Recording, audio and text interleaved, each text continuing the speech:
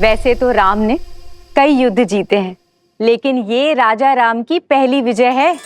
माता, आपको देखना चाहिए था कैसे भैया ने उस दुष्ट भास्करण का वध किया। ना वो धरती पर था और ना ही वायु में। हनुमान जी के सहयोग के कारण हनुमान जी ने इस युद्ध में भले ही सैनिक ना बनकर, परंतु भैया का सेवक बनकर अपना पूर्ण योगदान दिया है। उनके बिना ये विजय संभव नहीं थी, है ना भैया? इतना विनम्र मत बनो लक्ष्मण। मेरी वीरता की गाथा बताने में अपना शौर्य छुपा बैठे। संघार दमन को कितने साहस के साथ मारा है तुमने, और भास्करण का वध करने में अपने प्राण तक दांव पर लगा दिए। ये विजय केवल राजा राम की नहीं, समस्त अयोध्या की है। और अयोध्या इसी प्रकार हर युद्ध को जीतेगी, फिर चाहे वो युद्ध भीतर का हो या बाहर का। राम सिया राम सिया राम सिया राम, राम सिया राम सिया राम। उचित समय पर आए हो पुत्र। हाँ पुत्र, कल वसंत पंचमी के अवसर पर सीता के गर्भ के पुष्पवंश संस्कार का मुहूर्त निकला है। तुम्हारा होना भी वहां अनिवार्य है। अब तुम आ गए हो तो सारी पूजा विधि विधान पूर्ण हो जाएगी। अवश्य मां।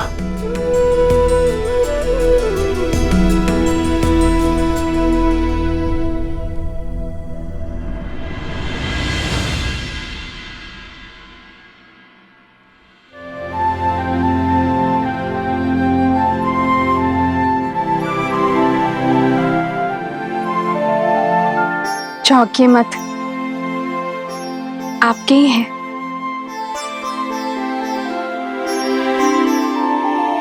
कौशल्या माता ने दिए।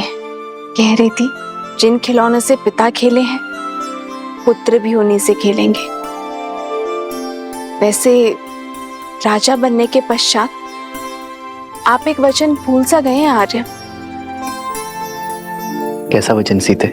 वही जो विवाह के समय दिया था। आधा अंग है हम एक दूसरे का। सुख के साथ साथ दुख और चिंता में समान भागीदार है। तो बताइए, ऐसा क्या है आर्य जिसने आपकी विजय की मुस्कान को धुंधला कर दिया है?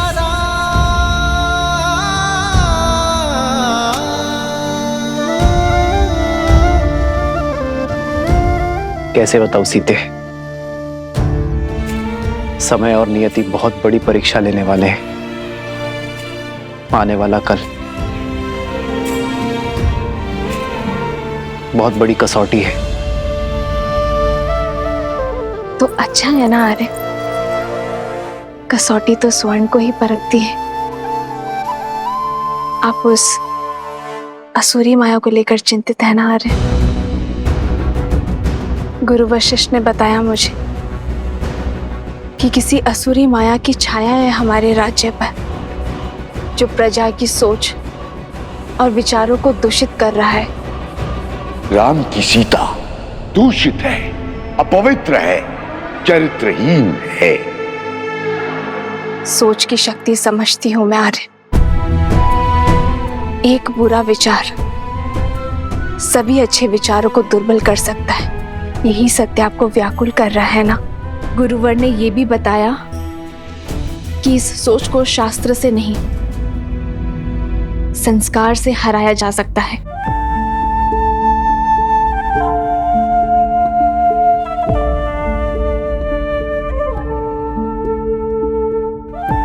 गुरुदेव ठीक कहते हैं सीते। संस्कार की शक्ति ही मन को स्थिर कर सकती है, किंतु यह इतना सरल नहीं होगा। जैसे पके हुए घड़े पर माटी नहीं चढ़ाई जा सकती, वैसे एक व्यक्ति के युवा हो जाने पर उसके संस्कार नहीं बदले जा सकते। संस्कार बालकों को दिए जाते हैं सीते, युवाओं को तो शिक्षित किया जाता है। और अब मैं भी वही करूंगा। अपने राज्य को, अपनी प्रजा को शिक्षित करूंगा। क्योंकि विद्या ही अब एकमात्र मार्ग है।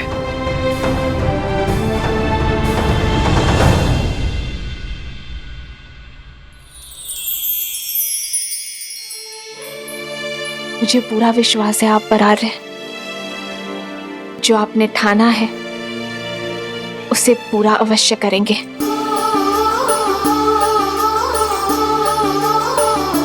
तुम्हारे साथ के बिना ये सब संभव नहीं है सीते। तुम्हारा मुझ पर अटूट विश्वास ही मेरी शक्ति है। जन्म जन्म का है ये संगम, राम रतन सीता वैभव धन। अर्धांगिनी हूं आपकी, सदा आपके पास। हम दोनों मिलकर सब संभाल लेंगे आर्य। हम दो नहीं सीते, हम तीन। हमारे प्रेम और संस्कार का संगम है ना हमारे साथ। राम सिया राम सिया राम सिया राम, राम सिया राम सिया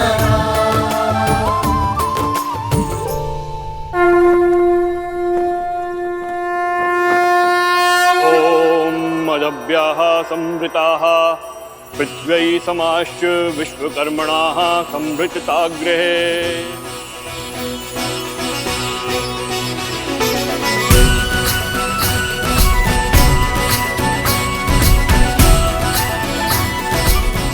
पुत्री, ये किलोई भस्म है। इसे अपने दाहिने हाथों से अपने नाक के ऊपर लगाओ और श्वास के साथ भीतर लो। किलो की ये गंध तुम्हें और तुम्हारी संतान को स्वस्थ रखेगा। मंगल भवन अमंगल हारी, द्रवहु सुदशरथ अजर बिहारी।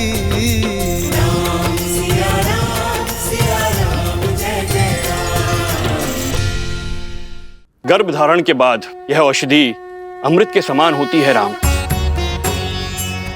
जिस प्रकार सूर्य की किरण पृथ्वी को जीवन देती हैं, उसी प्रकार यह औषधि गर्भास्थ शिशु को पोषण देती है।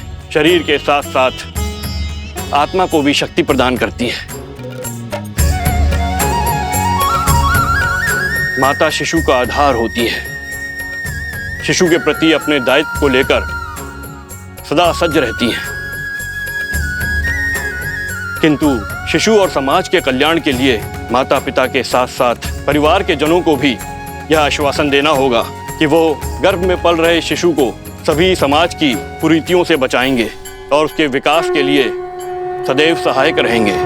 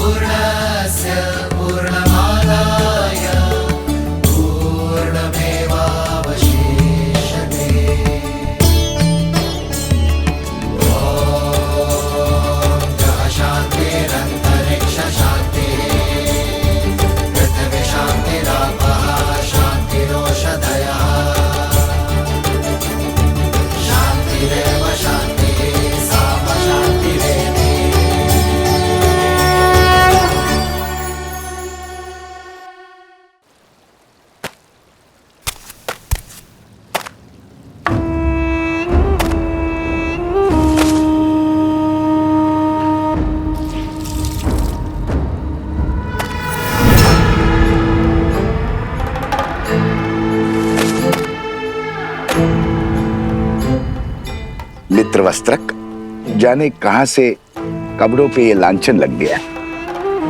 ये स्वच्छ हो जाएगा। ये तो शिव मंदिर की पिछली वाली दीवार में लगी गाय का धब्बा है। मंदिर के ऊपर जामुन का पेड़ है, उसी का रस, दियों का तेल, दीपक का काजल, सभी का मिश्रण है ये धब्बा। छूटना थोड़ा कठिन है, पर चिंता ना करो, ये धब्बा छूट जाएगा। अद्भुत, झट से पहचान लिया। गहरा अनुभव लगता है। काली को पहचान कर उसे साफ करना, ये तो वस्त्रक का कर्म है। सारी नगरी के मलिन वस्त्र यहीं आते हैं। बड़े से बड़े धनवानों के वस्त्रों के दागों को देखकर पहचान जाता हूँ कि कौन कहां से लांछन लेकर आया है। इतना गहरा अनुभव उचित है, उचित है। फिर तो ये भी जान जाते होंगे कि लांछन व्यक्ति पे लगा है या वस्त्र पे। अब हमारी सीमा तो वस्त्रों तक ही सीमित है। हम वस्त्रों के लांछन को ही पहचानते हैं और बस, और उन्हीं को ही धोते हैं। उचित कहा मित्र। वस्त्र पे लगा लांछन तो धुल सकता है, किंतु व्यक्ति पे लगा लांछन कभी नहीं धुलता, और विशेषतर व्यक्ति यदि नारी। मैं चलती हूँ। अच्छा ठीक है, ध्यान से जाना। और हाँ, और नदी जो है ध्यान से पार करना। कुछ बाढ़ के संकेत हैं। अच्छा जी। आप इसे संध्या को ले लेना। वाह मित्र, सीधे जाने को कह दिया। अंधकार होने से पहले लौटने का निर्देश भी नहीं दिया। इसमें कहने वाली क्या बात है, सदा आ ही जाती है। धन्य हो रे राजा राम और उसकी प्रजा। समाज के लांछन जानते हो और समझते भी हो, फिर क्यों देखकर अनदेखा करते हो? भूल गए, नारी पे लगा लांछन कभी नहीं धुलता। तुम्हारा मन पवित्र है, पर समाज का क्या? जंगल में मोहर नाचेगा तो कहां देखने जाओगे? अब